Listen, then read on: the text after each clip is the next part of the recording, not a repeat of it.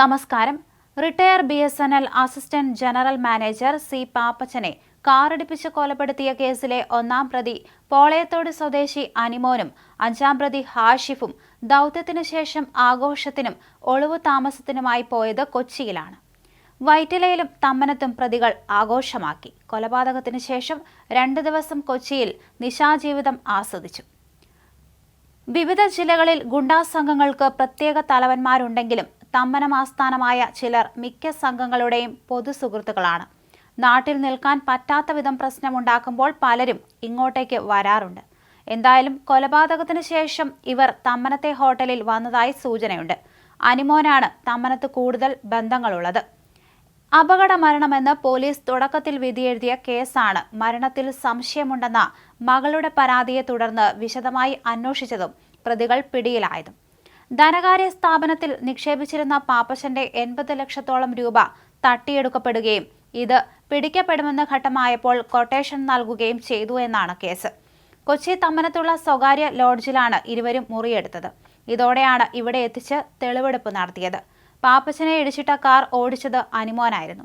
കേസിലെ ഒന്നാം പ്രതി സ്വകാര്യ ധനകാര്യ സ്ഥാപനത്തിലെ മാനേജറായിരുന്ന സരിതയുടെ കൊട്ടേഷൻ പ്രകാരമായിരുന്നു ഇത്. രണ്ടാം പ്രതി ഓട്ടോറിക്ഷ ഡ്രൈവർ മാഹിൻ, 4ാം പ്രതി ധനകാര്യ സ്ഥാപനത്തിലെ ബ്രാഞ്ച് എക്സിക്യൂട്ടീവ് KP അനൂപ് എന്നിവർ നേരത്തെ അറസ്റ്റിലായിരുന്നു. പാപ്പച്ചനെ കൊലപ്പെടുത്തിയ കേസിൽ കൊല്ലം ഈസ്റ്റ് CI അനിൽകുമാറിന്റെ നേതൃത്വത്തിൽ 8 SIമാരെയും 1 ASAയെയും ഉൾപ്പെടുത്തി 15-അംഗ അന്വേഷണ സംഘം രൂപവൽക്കരിച്ചു.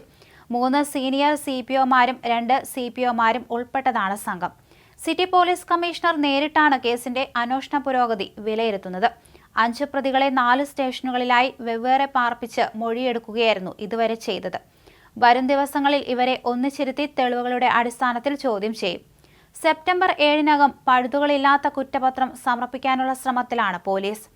ഓരോ ദിവസത്തെയും അന്വേഷണ പുരോഗതി വിലയിരുത്തിയ ശേഷം ആവശ്യമെന്ന് കണ്ടാൽ നിലവിലുള്ള സംഘത്തിനൊപ്പം കൂടുതൽ പേരെ ഉൾപ്പെടുത്താനും ആലോചനയുണ്ട്.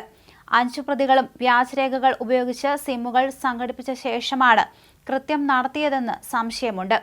അഭിഭാഷകയായ സരിത ക്രിമിനൽ ബുദ്ധിയുള്ളയാളാണെന്നാണ് പോലീസ് വിലയിരുത്തുന്നത്. എന്തായാലും ആദ്യ 4 പ്രതികളുടെ 8 ദിവസത്തെ കസ്റ്റഡി കാലാവധി 17-ന് പൂർത്തിയാകും. 5ാം പ്രതി ഹാഷിഫിനെ കസ്റ്റഡിയിൽ വയ്ക്കാൻ കോടതി അനുവദിച്ചിട്ടുള്ളതിനാൽ 1 ദിവസം കൂടി മാത്രമേ ബാക്കിയുള്ളൂ. ബുധനാഴ്ച വൈകിട്ട് മെഡിക്കൽ പരിശോധനയ്ക്ക് ശേഷം ജുഡീഷ്യൽ കസ്റ്റഡിയിൽ കൈമാറണം. ഹാഷിഫിനെ 3 ദിവസം കൂടിയെങ്കിലും കസ്റ്റഡിയിൽ വേണമെന്നുള്ള അപേക്ഷ കോടതിയിൽ സമർപ്പിച്ചേക്കും. ഇക്കാര്യത്തിൽ അന്തിമ തീരുമാനമായിട്ടില്ല. എന്തായാലും 2 പേരെ കൊച്ചിയിലെ ഹോട്ടലിൽ തിങ്കളാഴ്ച എത്തിച്ച് തെളിവെടുപ്പ് നടത്തി.